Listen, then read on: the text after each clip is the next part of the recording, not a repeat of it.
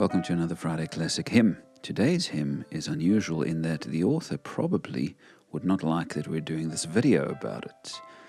So stay tuned for more. And I wonder if you know it. Do you know Dear Lord and Father of Mankind? Some people seem to think this is one of the most popular hymns out there. But I've never heard it before, although that doesn't say much. I haven't heard most of these Friday Classics that I do. But even so, it was only in a few of the hymn books that I usually use for research, so I'm not sure. What is your knowledge of this song?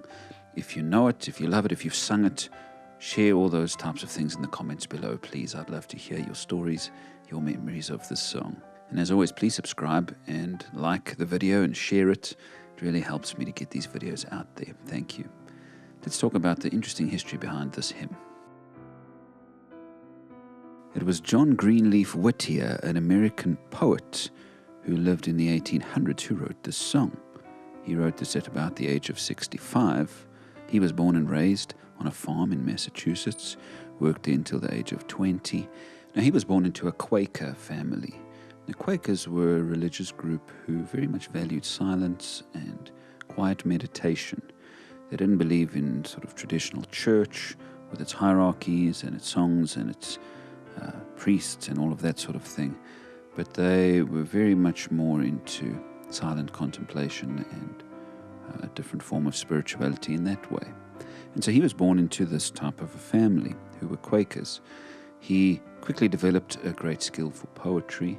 And when his sister sent one of his poems to the editor of a local publication, he was so impressed that he began to publish Whittier's work.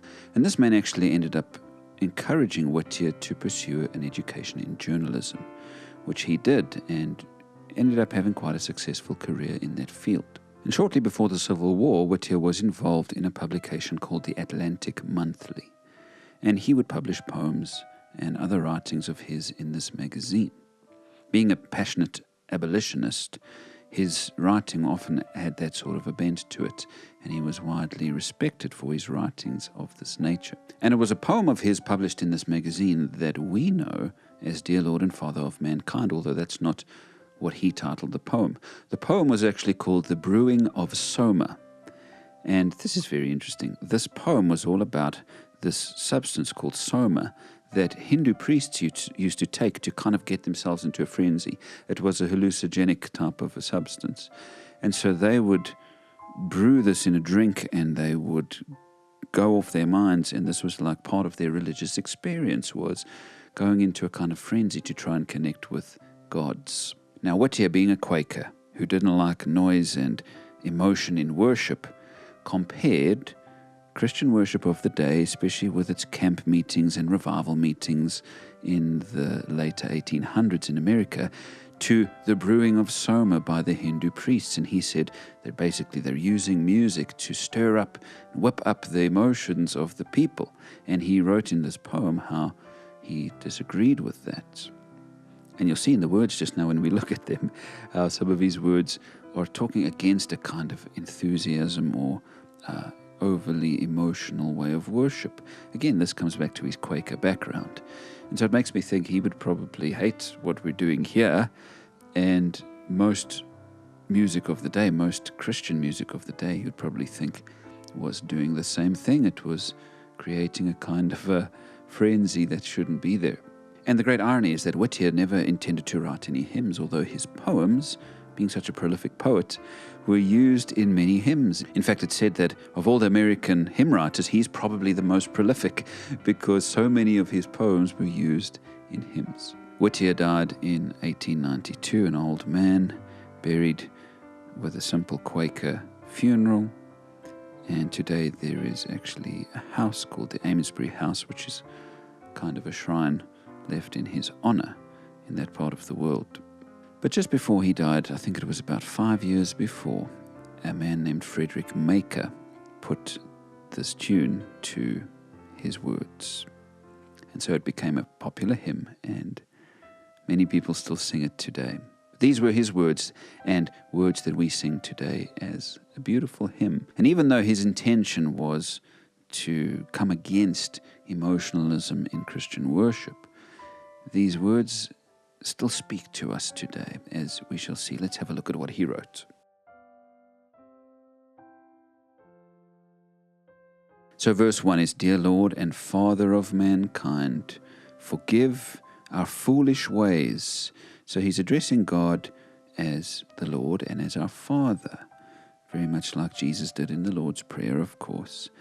Forgive our foolish ways. Now, Whittier apparently actually wrote, forgive our feverish ways.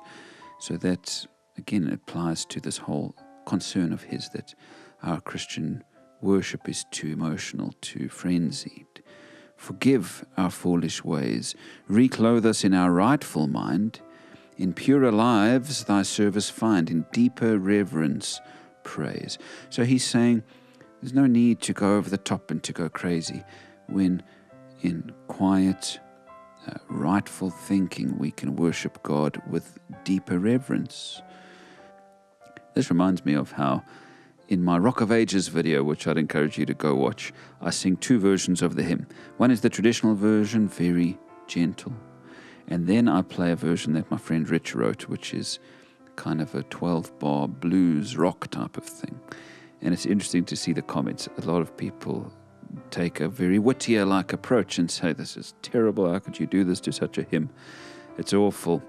And others say, but this is great, it's giving us the passion to worship gladly with. So I always watch those comments with a smile. He would have hated it. He would have hated Rock of Ages rocked up. But I hear other people saying, I can't get into the words with this type of music, and I respect that. For other people, that type of music helps them get into the words.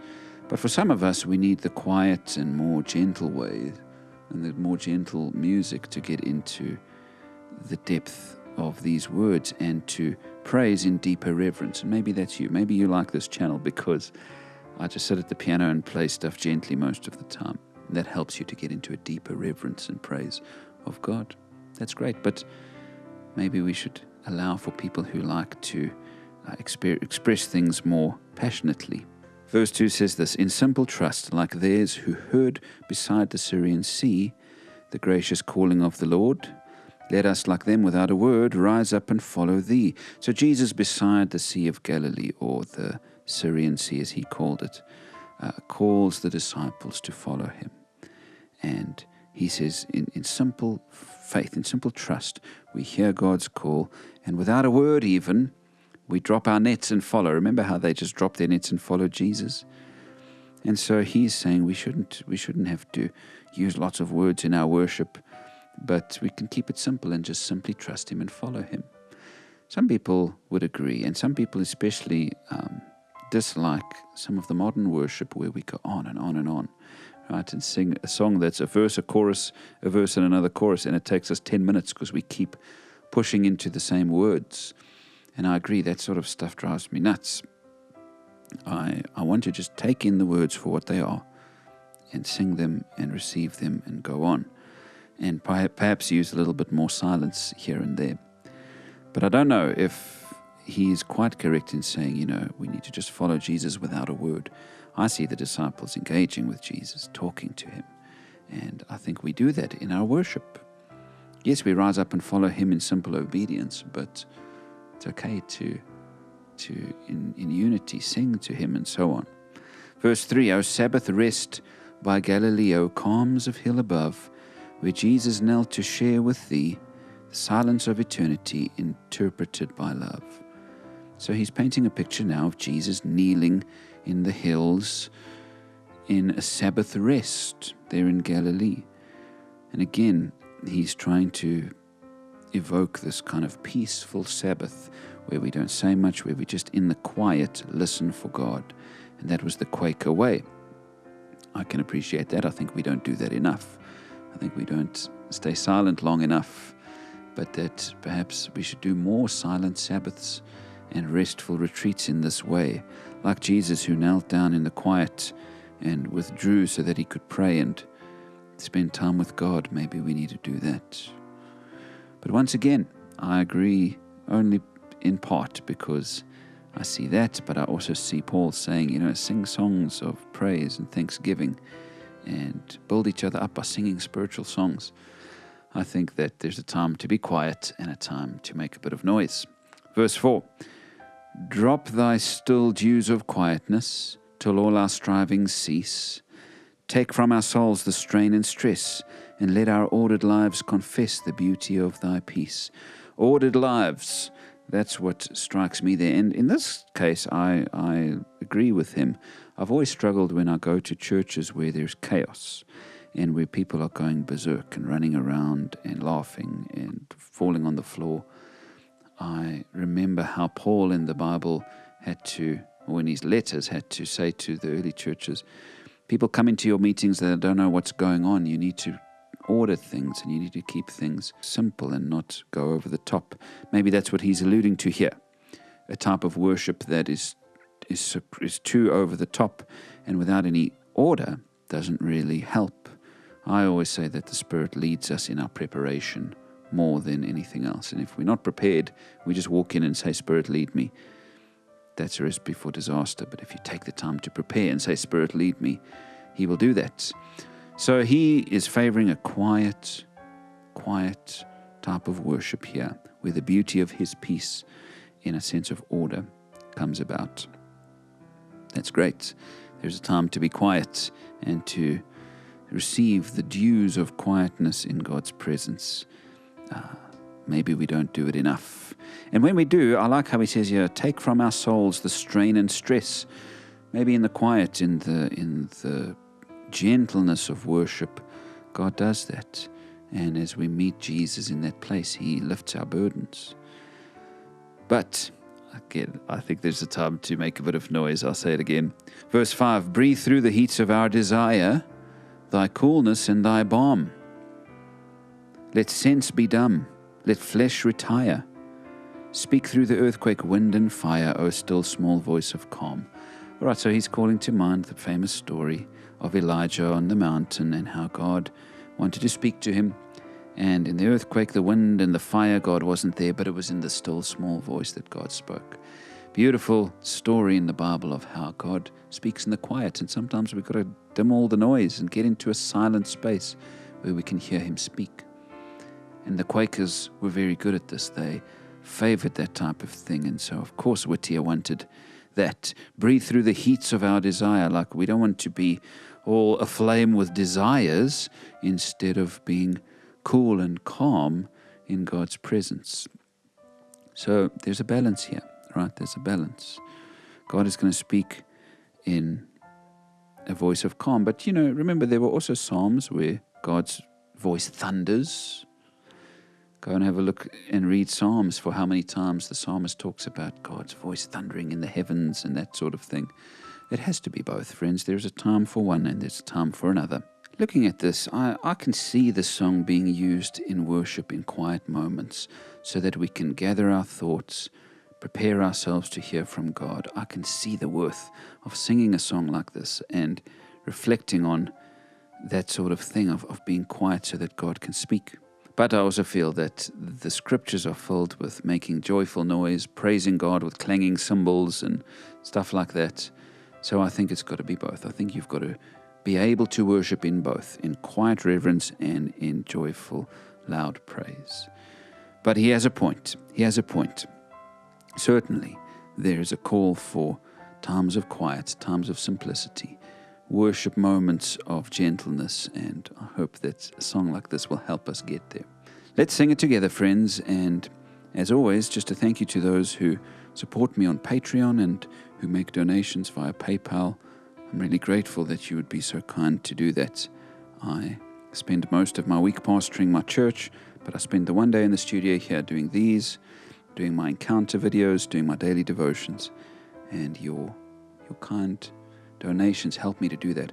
They enable me, by the way, to hire an editor to put these videos together to save me the time so I can go do my other work and to have people running my website and so on.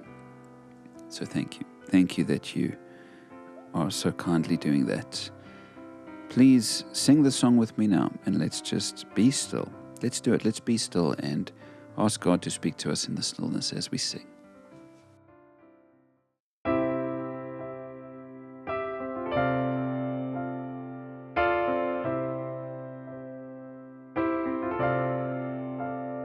Dear Lord and Father of mankind, forgive our foolish ways.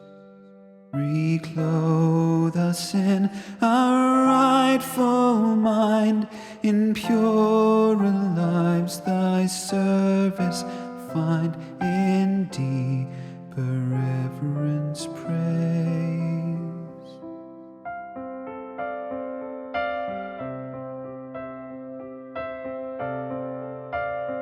In simple trust like this who heard beside the Syrian sea the gracious calling of the Lord, let us like them without a word rise up and follow thee.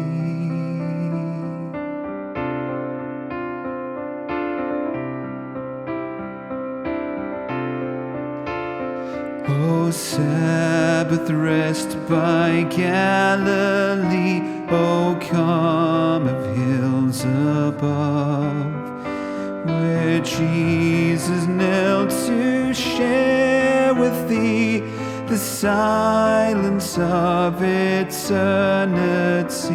interpreted by love.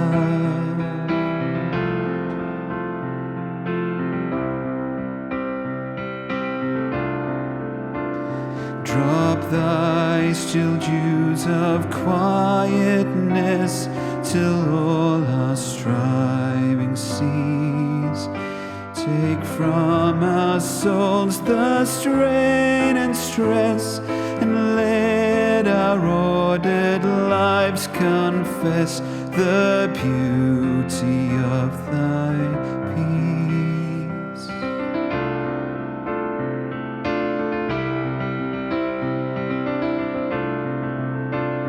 Breathe through the heats of our desire thy coolness and thy balm.